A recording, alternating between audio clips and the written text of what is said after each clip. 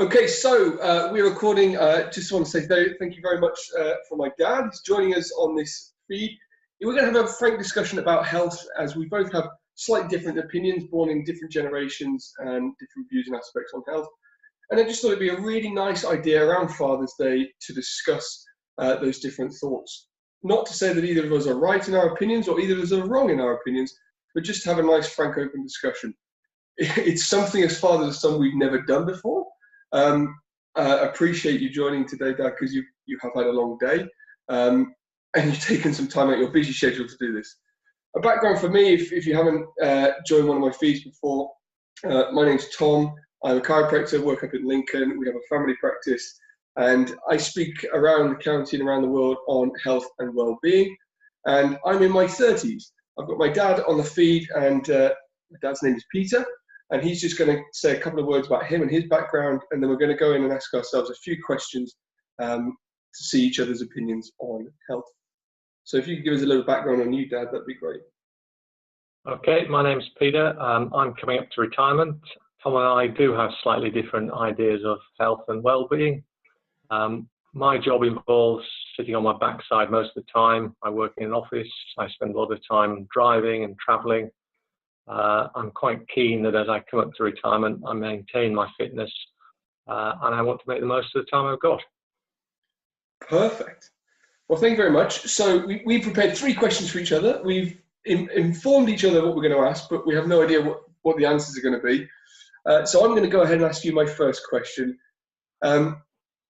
What have you seen have been the biggest changes in health that you've seen throughout your life? And do you believe that we're getting healthier or sicker as a community, as a species, and as a culture? I think that's probably difficult to answer, given that, as my generation grows up, I actually don't see much change. But when I reflect back on when I was your age and much younger, I think I would have expected to see people of my generation now being quite frail and poorly and looking old and slightly decrepit. And I probably don't see that as much as I was expecting to. In terms of general health, I'm not sure whether people are healthier or not. I think we can all make ourselves healthier, but I think our lifestyle is probably less healthy than it was when I was younger. So do you think people growing up nowadays have less of a chance to achieve better health because of the lifestyle that they're thrown into? I think the environment they're in enables them to have better health. I think they themselves probably have to put a bit more effort in now than they did when I was younger. Yeah. Given that as a young man, I probably ate a healthier diet than I do now. I probably did far more exercise than I do now. I had a lot less distractions than I do now. And I would probably have had a fairly physical job rather than a sedentary job. And what do you think has been the biggest change in the health culture, maybe throughout your time? Oh gosh, I think people expect things to be fixed now that they would have simply accepted a generation ago as being broken and unfixable. So there is an expectation that everything can be fixed now, whereas it probably can't. Yeah. What else was the question? I've forgotten it now. The biggest change in health. Yeah. And I think an easy access to medicine as well. I think an expectation that if you go to the doctor, you will be given a fixed medication, prescription, exercise, whatever it is that will fix whatever the illness is.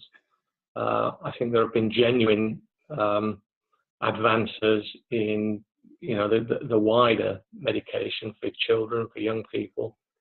But in terms of just the general middle-aged population like mine, not a great deal really. Yeah, I think that's brilliant. I think we see it because my sister, your daughter, used to work in A&E, and obviously even in the short time she was there, that changed a lot and got busier. And what you're saying, people expect a fix straight away, I suppose. Whereas you're right, maybe they used to just accept it or do things themselves. So you've got a question for me. What's your first question? I'm interested to know whether you think we all just have access to far too much information these days, whether through social media we can access the answers that perhaps we want to hear rather than the correct answers, and whether too much information is a bad thing. I think that's a brilliant question. I actually was speaking to someone earlier who's just doing their thesis, their university thesis, and I remember when I was doing mine, there was very little use of the internet to attain published articles. You had to go back through all the papers, and that wasn't that long ago. And now you can get access to anything you want, regardless of whether you're a professional or not. So I think there is far too much information. There is the access to that which allows us to really go down what avenue we want to go down, and some of it may be funded by the wrong causes, so that it takes you down an avenue to get to the answer that cause might want you to get to. It does give people a chance to maybe seek help earlier than they may have done before, which I think is a good thing. What I do see is lost is the working within a community and a family to learn from those from the generations before and pass on the knowledge and wisdom of that, which is where we would have attained our access to health and remedies and ways to improve our lives. Whereas now we'll go straight to a phone or an internet to find an answer. So I think it serves well for the people in the right hands to find the right stuff to then help others.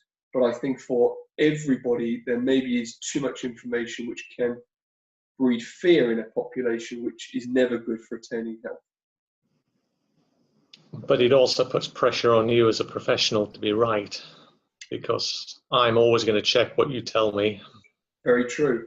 And we definitely see this in professional circles now, that there's a fear even amongst professionals of getting it wrong. So half of them are just going straight to a checkbook system and not actually taking into account that person sitting in front of them, which I think has lost a huge power in actually connecting and taking care of someone as an individual.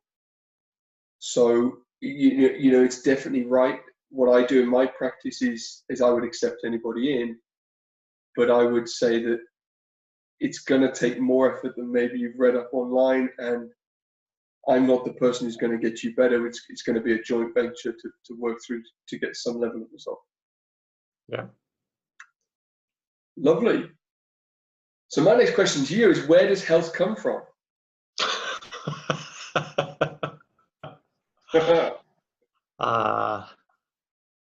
I think health is influenced as much by your environment as anything else. I think there's an element of luck involved. I think there's an element of circumstance involved.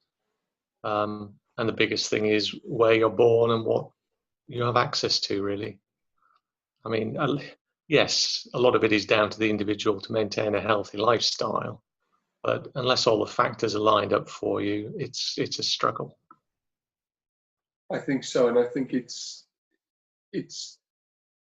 definitely luck is probably one part to do with it, but I think it does tip a little bit too far that some people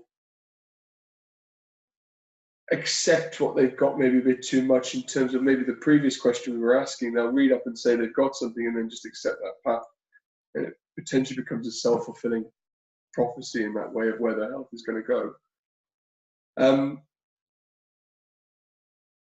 Do you think everybody has the same chance of health? Absolutely not. No. I think you have a lot of influence in terms of how you react to or you control your environment, but you have to start off with what you're born with and make the most of it, really. Yeah, and it's amazing when you look at them. You see some people who really have been born with challenges, who, you know, really take on the fight, and they create fantastic lives and and better health for themselves than some who are born into privilege and much better pastures. So I think it swings both ways, I suppose. Yeah. What's your next question for me? Well, that brings me on to my next question, I guess, which is, at what stage do you sort of give in and say, you know, accept your lot in life and just get on with it? You can't, you know, this idea of, you know, set your dream, live your dream, you know, the world's your oyster, you can do whatever you want, is, as far as I'm concerned, absolute nonsense. You make the best of what you've got. So at some stage, you know, you just have to say, that's it. I'm not going to get any better. I'm not going to get any fitter. I'm not going to be able to run any faster. I'm not going to be able to beat my son at tennis anymore. You know, there is a stage where you have to accept that at some point. That's a really brilliant question, and it's actually quite funny because it makes me. This is where we definitely differ as people in our opinions of that. And maybe if I do this with my son in 30 years' time, I might be thinking differently. But I genuinely believe that you can achieve anything you want in life. Now, I think sometimes people think they can just get it, as opposed to the steps that need to be put into place. But when it comes to health, if we really fundamentally understand how the human body works, the human body is constantly changing, constantly turning over, and constantly adapting. Our potential for life, regardless of where you're born, your genetic potential for life is 120 years. Life to the human body is nothing more than a set of cell replications. For instance, if I brush my arm now, skin cells are going to fall off, new ones are going to form. As my heart beats, it rips cells off with it, cells fall off, new cells form, the same happens in the gut. The whole process of the body is constantly turning over, whereby we know that in 18 months' time, all your organs will be replaced and you have completely new organs. In 7 years' time, you'll have a completely new body. The whole thing will be completely new. And for me, it's an understanding of how can we make the new that we create better than the old. So if you think of a plant that's started to wilt because it's been starved of water, if you were to allow more water to the plant, the potential would be that that plant would then thrive again. And the same is true with a sick body. If the body becomes sick, then if we remove any of the interferences or barriers to that body's natural regeneration process, it will, given enough time, become healthy. The two factors. If that plant is an old dandelion at the bottom of your garden and you water it and it becomes a wonderful dandelion, it doesn't ever become a wonderful rose, does it? It's a dandelion. No, you're absolutely right. You're absolutely right. But then that's the world's opinion upon you as to what you expect yourself to be. So the two things I throw into that mix as well is you start off as a blueprint for your body. And the way that the body ages is like taking this blueprint, putting it through a photocopy and taking out the photocopy. You then take the photocopy and put it through the photocopy and take that out. And it gradually wears and wears and wears and wears until you can't read the photocopy anymore. And that's our natural attrition. Now, as we go through life, if we have illnesses, injuries, bumps and scrapes along the line, it's like putting a little mark on that photocopy. And it's not going to quite get as many copies or as much time as it did before. So we have to accept that we're all slowly going to degenerate in some level, and we all die. In terms of saying that once I've got to this age, I'm never going to be that, you're absolutely right. I mean, I look around and say, I'm never going to play for England rugby because the boys now are in the 22, 23, and it breaks my heart that I now realise that I will never play for England rugby. Between you and I, Tom, you never were going to play. I never was. But I see what you're saying in terms of you'll never get that. But I do believe we can always strive and achieve for more. And sometimes we accept a lot too early. And especially when it comes to health. When I have someone come in and say, there's no light at the end of the tunnel, I've been told it's my age, I've got to deal with it, that I've got this condition and it won't change. It really fires me up because I know scientifically that that's not how the body works. The one thing we've changed our perception of in a very short space of time is the perception of time, and the understanding that if we're going to get better, it's not going to happen next week, but the process of the human body for change is 18 months. And you need to consistently change something for 18 months to see any discernible change. So I would say you can't answer your question yes or no. I think there does come a time when we have to accept we may need to slow down slightly or change the way we do things. But if we become sick, we must self-inspect as to where that sickness has come from. And instead of trying to fix the sickness, try and fix what caused the sickness in the first place. And that's where we would change the health in the long run. Wow. Does that make sense? So, my next question to you, or my final question to you, is why do two people of the same standing, with the same condition and the same treatment, have different results? Luck. Luck. Pure and simple. Pure and simple luck. Could you explain luck to me? So if you had... I think the question assumes there is something such as identical. Now, maybe they weren't identical circumstances, identical people. Maybe there were changes in them. The only difference is can one control the environment that they're in where the other doesn't control the environment? And does one get the lucky break the other one doesn't get? And I think, and I agree with you to a certain extent, and I think the reason I ask this question is because I see us treating everybody the same. If you have this condition, you get given this. If you have this condition, you get given this. When no two of us are the same. I mean, they even did studies at the Karolinska Institute in Stockholm where they looked at genetically identical twins, and they found they had zero predictive factor of getting the same condition in the future. So even someone who is genetically identical, have zero chance of getting the same result. So therefore, to take human beings and say you've got this condition, we're going to treat it this way, makes no sense. And you're right, you touched on the controlling of the environment.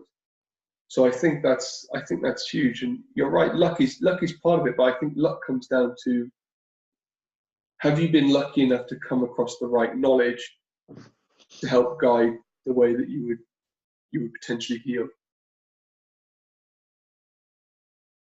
What are your thoughts on that?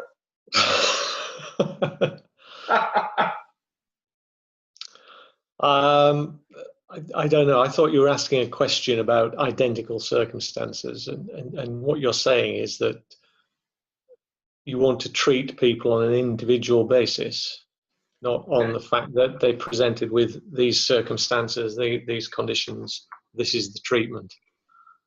Unfortunately, that's the way you have to start it like that, don't you? I suppose with the volume of people we're dealing with. Yeah. I suppose you're fortunate in that you can treat individuals. Yeah. I think the health service in general struggles to treat individuals. It treats diseases or symptoms or problems or epidemics. And it's only when you get down to treating the individual that then, yes, I suppose you can change personal circumstances. Yeah, I agree. So what's your final question for me? What was my final question? Yeah, my final question was, is health a constant struggle? Am I always going to be struggling to stay fit and healthy? Or should it just be the natural state of affairs? Brilliant question. The natural state of affairs for the human body is health. But the environment we live in makes it a constant struggle. The human body is designed to adapt, and health is not, as we are ingrained to believe, health is the absence of symptoms. So if I don't feel anything, I'm healthy. health really in the human body is the ability to adapt to the environment around you. So when we're healthy, we are able to adapt to the stresses that come in our life, take them on, remove them. I mean, for instance, we all 100% of the time throughout our whole entire life have cancer cells. We have cancer within our body. Our body is constantly adapting to the environment and it's fighting it, removing it. Or if it loses the ability to adapt, it will build it up. So the body, yes, is in a constant battle, but it should be in a comfortable, adaptable environment to be able to do that. However, some of the most toxic things to a human being are constant emotional stress, constant electrical stimulus, as we have here, and constant nutritional deficit. So in the Western world, most people are actually malnourished, although they've got enough food. They're malnourished from the content of the food and poisoned by the sugars in the food. So in the world we live in, health is a constant struggle. But for a human being, health should be the natural state. And I think we need to change our way of thinking that we're only sick if we have symptoms and we're only healthy if we don't. Whereas we should be taking steps and actions to change our environment to constantly give our bodies the best ability to live in that state of natural health. God, that was hard work for us Friday afternoon. It was hard work for a Friday afternoon. I really appreciate you coming on today. I think it was good fun. It's interesting to hear the differences because, you know, it's very easy for all of us, wherever we are, for me in my bubble, for you in your bubble, to get wrapped up and just stay with our opinions. For me, my biggest take home from this is, you know, I think you're right that luck may have more to play with it than I give it credit to. And I see one of the big things that I do is to try and inspire people to come out of that thinking, to know that they can do a little bit more and they only need to make small changes to have considerable differences in their life. And I think that's been a big take home for me. Have you got a take home from today? Yes, it's nice to hear you talk about making small changes. I really don't like this idea of, you know, you can do what you want in life, you can set your goals, you can achieve anything you want. Nonsense. What you can do is take small steps, you can improve things, you can make things better, maybe set yourself some small goals, but don't give people the opinion, you know, the impression that tomorrow I can play football for England or something, because nobody believes that sort of nonsense. No, I they think do right. When you say you can get better gradually. That's where this, particularly my generation, does do what you say and says you can achieve anything you want in life. I do believe that, but I believe that there is definitely an element of compounding the effects that you have, and to set yourself the small achievable goals builds a momentum in the understanding that you can achieve those goals. And if you keep achieving those goals over a number of years, you will compound that to be where you want to be. So, but that's exactly where you set up this emotional stress that you talk about.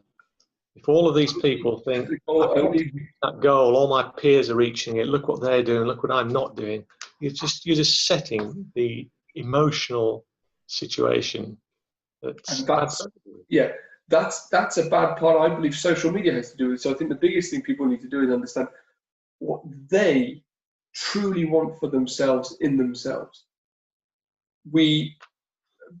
All my opinions, for the vast majority, are your opinions. The way I view the world, for the vast majority, is the way you view the world. Because you've been the influencer as I've been growing up to tell me that this is how the world exists. And even more so now, people are growing up with so much influence from so many other people who say they're here and potentially they're not, and feel that they need to be there. So the first step in, I believe, to creating the life that you want, or the health that you want, is to actually take a step out of that environment and say, well, actually, what do I want for myself, not who do I want to be like? but I think we'll always disagree slightly on this topic. Yeah. Yeah. Right. Thank you very much for joining me. I really appreciate it. It is a pleasure having you as my father, as much as we disagree. You've done so much for me over the years. You don't need to creep quite so much as that. It's all right. Come on, Father. I know, I do. Thank you. Thank you very much. And I'll speak to you soon, I'm sure. Yeah. All right. Cheerio. Bye-bye.